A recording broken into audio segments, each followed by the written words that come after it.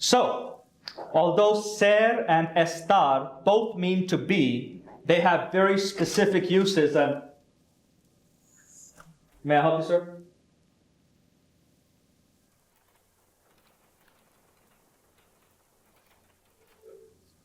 Excuse me.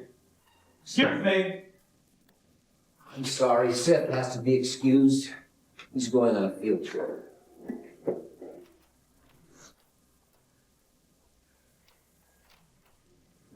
How are you? Good. I just thought it did a wonderful job of sort of dealing on a very personal basis with how drugs, infiltrate our lives directly, indirectly, through family, through work, through politics, through finances. And the combination of the script and someone like Steve Soderbergh, who's such a wonderful director, made me attracted to the project. My character, Judge Robert Wakefield, is a Superior Court judge from the state of Ohio, who has recently been appointed by the President of the United States to be our new drug czar, to run our drug policies in the United States. And as our movie opens, he's finishing up his last judicial cases in Ohio before he moves to Washington. And the movie basically is 3 separate stories interwoven. And in my story, we watch a judge go to Washington, have a crash course not only in the politics of the drug policies that our country, sets up, but also the realities of how these policies are initiated. And at the same time that this is going on, my 16-year-old daughter is at risk back home and has begun to experiment. Erica Christensen, we're going to be hearing a lot about. She's a very talented young actress, had a very hard role to play, being a drug user as such a young girl. As serious a filmmaker as Stephen is, as serious a film historian, film buff he is, he just lets it happen. He's brave enough and trusts his actors enough and his screenwriter to let it happen. So I think what I really enjoyed about him and was surprised was how unpretentious he is.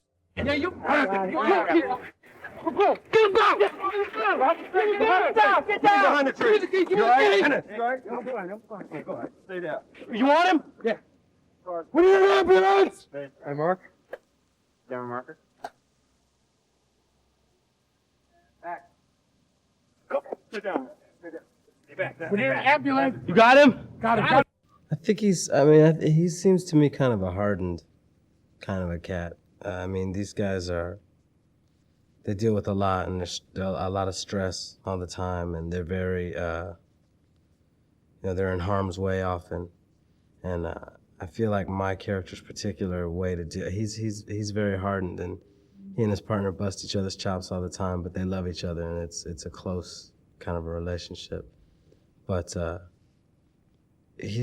think he's seen a lot and is kind of tired.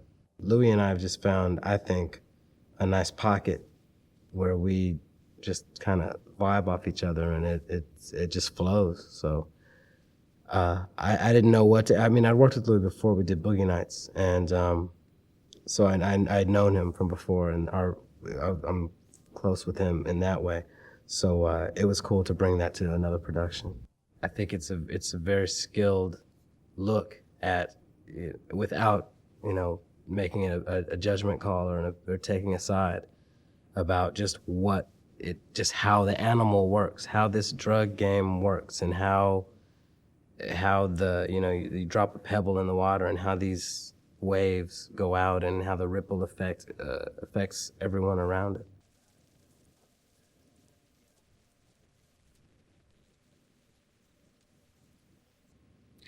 Is it possible to be a drug czar in Mexico without having some connection to one of the drug cartels? It's possible. If you're ready to die, yes. Javier Rodriguez is the character I play, and he's a Tijuana cop, and he wants to do the right thing. You know, he wants to. He wants to follow the law, and then he's faced with like temptation and corruption and all kinds of things that force him to like come to some kind of fork in the story where he has to make a choice. Steven makes you feel like you're acting in your own living room in some ways, you know, like if it works, it works. If it doesn't work, we'll see what we can do, you know. And he listens quite a bit, which it's great for an actor to be able to express himself and have the director listen and digest the thought of the actor, and then be able to understand it, and then say whether it's going to work or not, or why don't we try something else, or go ahead, do it, you know. Just like to try to convince someone who lives in Tijuana that I might be from somewhere around there, you know. We try to go very specific about the location. I spent some time down there, taped some people. I taped some people, and then, you know, just went back home and just like spent a lot of time working on that, and listen how the S's, you know, run a little bit like Spanish from Spain, you know, and so I'm very proud about that. You know, the accent is very authentic. Did you ever feel like you were engaged in a legitimate enterprise? No. Not really. Most movies on drug trafficking, they seem to ring a false note to them, or they're made to just excite, you know, to be visceral, or exploit that issue. And this really tries to show what is going on behind the scenes from the government's point of view, from the smuggler's point of view, you know, from the lawyers, where the money goes, and just, like I said, how complicated this issue is, and maybe it'll get people talking about it, because we have to do something about drugs in this country. Well, Steven's, you know, the reason I wanted to be on this movie, I mean, even though I'm only doing a week on it, I mean, every actor here wants to be here to work with him. He's really one of the best directors around today, and I just wanted to, you know, work with this guy. She's fantastic, you know. She's a divining rod of emotion, and very smart girl, and it's great working with her. It's a lot of fun. Over here!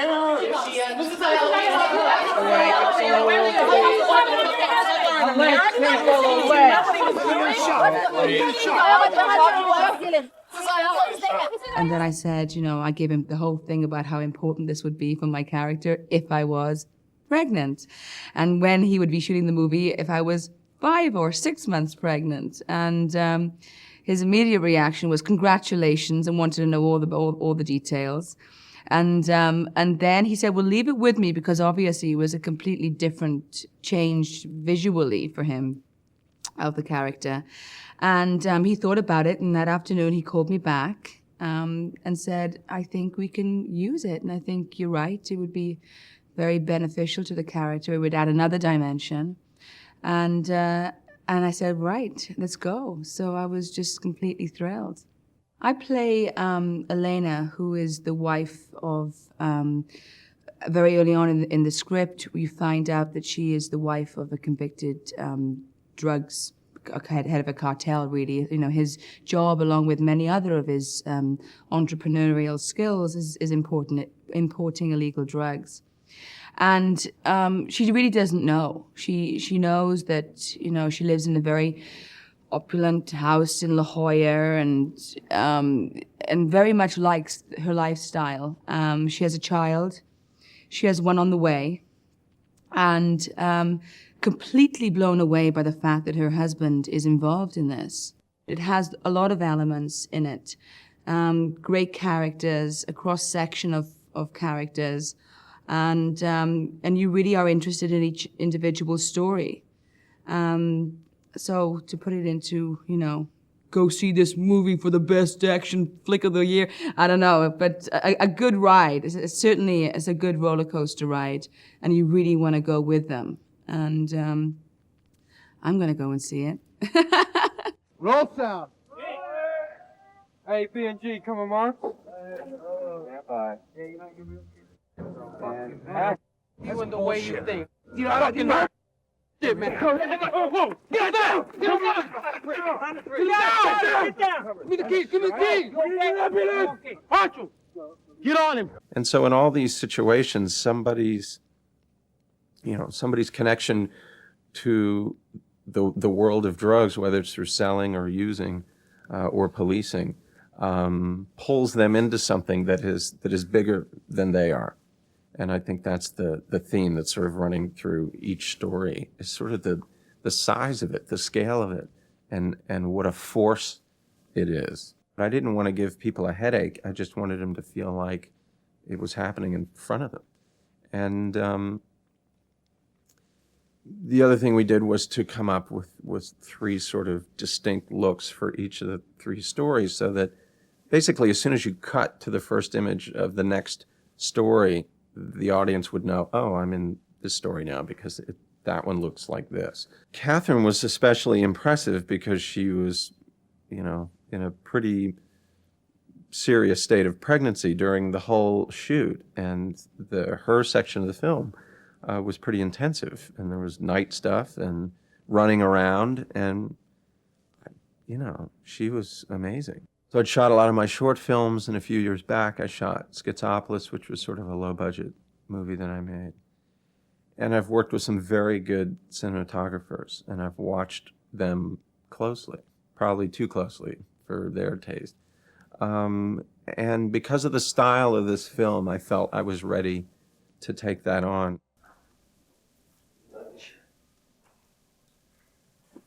My name is Robert, and my wife Barbara and I are here to support our daughter Caroline,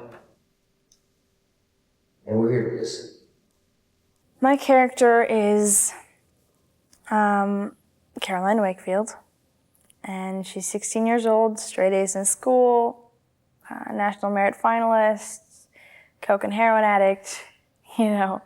It's a real good demonstration of this can happen to anyone if they don't take responsibility for their own life and stay in control, and they get on drugs, they're just going to self-destruct, and this girl goes from the top straight to the bottom. I'm so excited to see the film. We're not even done shooting it, and I'm so excited to see this film because I really think it's going to be great. It's gonna cut through and get to people, and it'll really be enjoyable, as sad as it may be or as disturbing as it may be. I think it'll be really enjoyable to watch, and people will come away from it with something.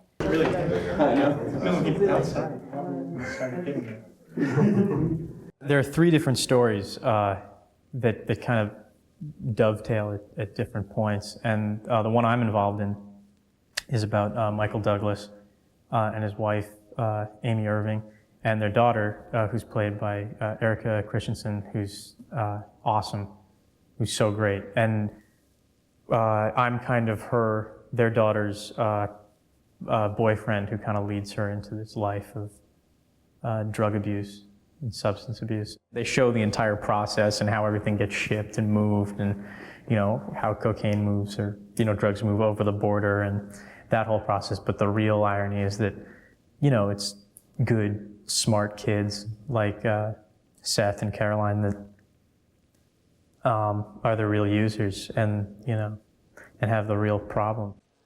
Action.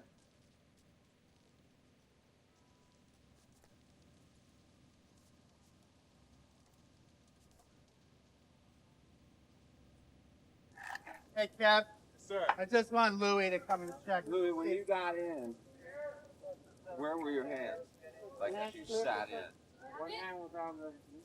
All right. Hey. You can see my boy in the back seat over there. All right? Looks nothing as good as this, Bobby, right? But anyway, that's my boy. Background action and 3, 2, 1, action!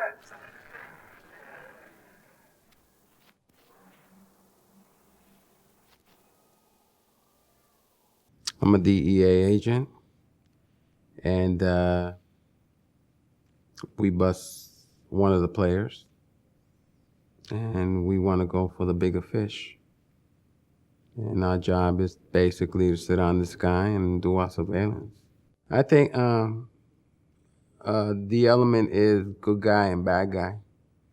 You know, it doesn't matter to me if you are a Latino, if you are a black person, if you are a white person, if you're yellow with pink polka dots. If you're doing something bad, you're doing something bad. That's it. You know, there is no, I don't give mercy on you. I don't give you slack because I'm Latino and you're Latino. And, you know, you're doing something bad. You're doing something that's affecting the community in a negative way. For that matter, you can be providing the drugs that killed my brother or my partner's brother or my partner's sister or my sister or what have you. You could be the reason why my neighborhood went down.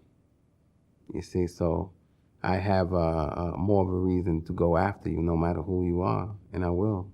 Well, we both certainly listen to each other. We are both definitely truthful with each other. We blend well together. What's that word? Chemistry?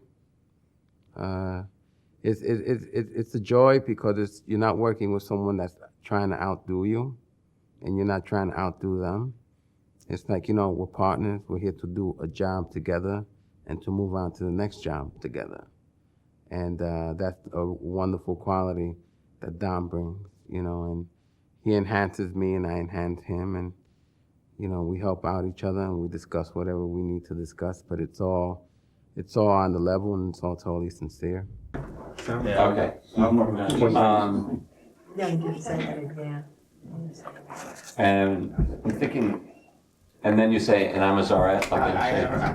Well, it just so happens that the President of the United States, my new boss, the leader of the free world, has penciled in a little FaceTime with me.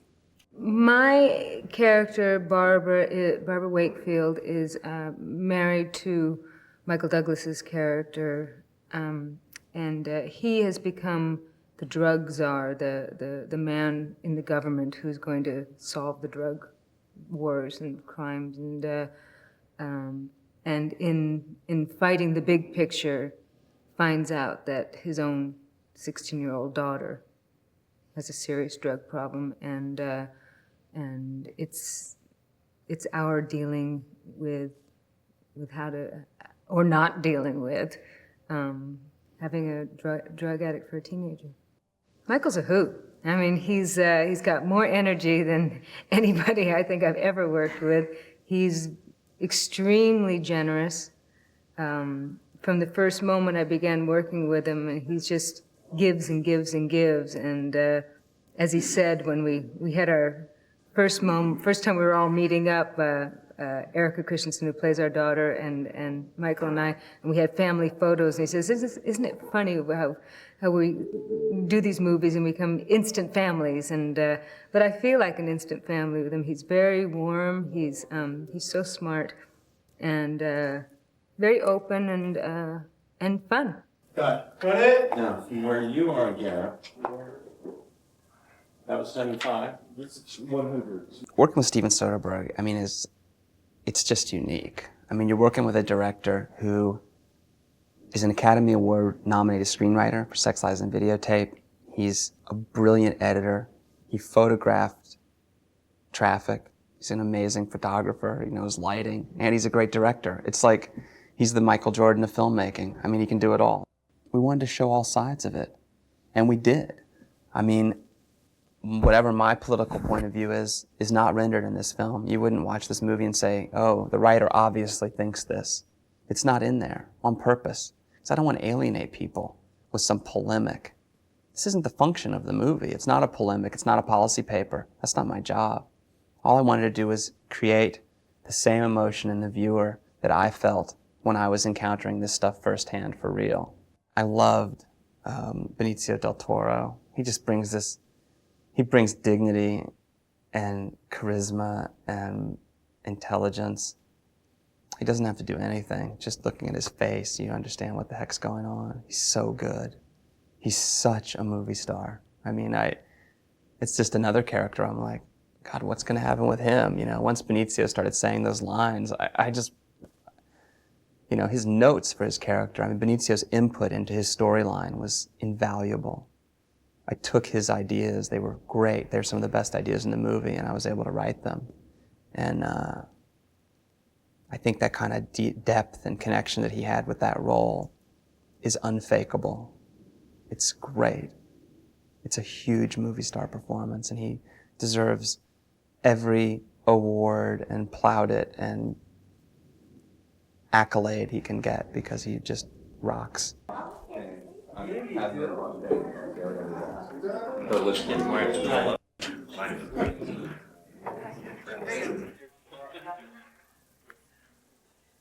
And I began to work with a wonderful screenwriter named Steve Gaghan, and we began to develop this story. At the same time, Steve Soderbergh had gone about with Laura Bickford acquiring the rights to a miniseries called Traffic, which also was about, it was about drug trafficking and in a peripheral way about the war on drugs. And Steve, just utterly on his own volition, had called Steve Gaghan as someone to come and try to write that movie. And Steve Gaghan called me and said, I just got this call from Steve Soderbergh, and he's trying to develop this movie, and you're trying to develop this movie, and oh God, please, you know, I hope there aren't going to be two competing movies. And it just so happened that was a moment in which I had just begun a year of a television show and had committed to my family to be home and not go off and make another movie. And so I picked up the phone, I called Steve Soderbergh. I said, you know what? We're both working on these things. Let's do them together. And he said, you got it. I think what Steve Soderbergh has done too, in the manner in which he's done it, is so realistic. It's so, it's not verite, but it has that extraordinary feel of the breath of life.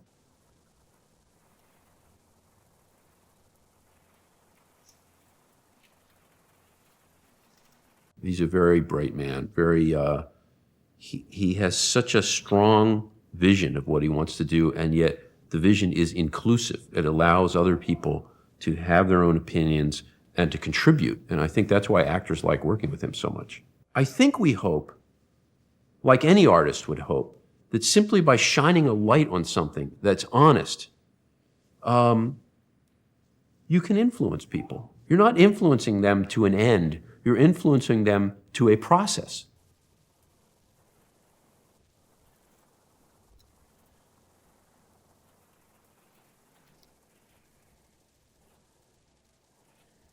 I saw a Channel 4 miniseries in London called Traffic that I think was in '89-ish. And it had always stayed with me.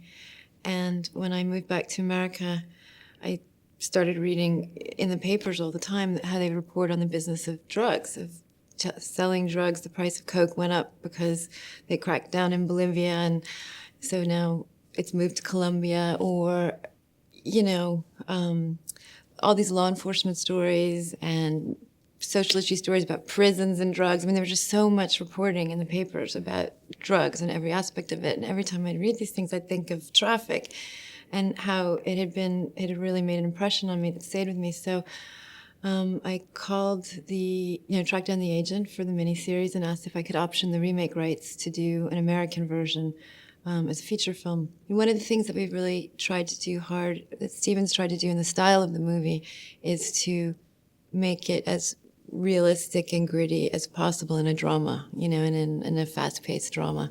And part of achieving that was using a lot of the real people at Customs, DEA, real people in real locations.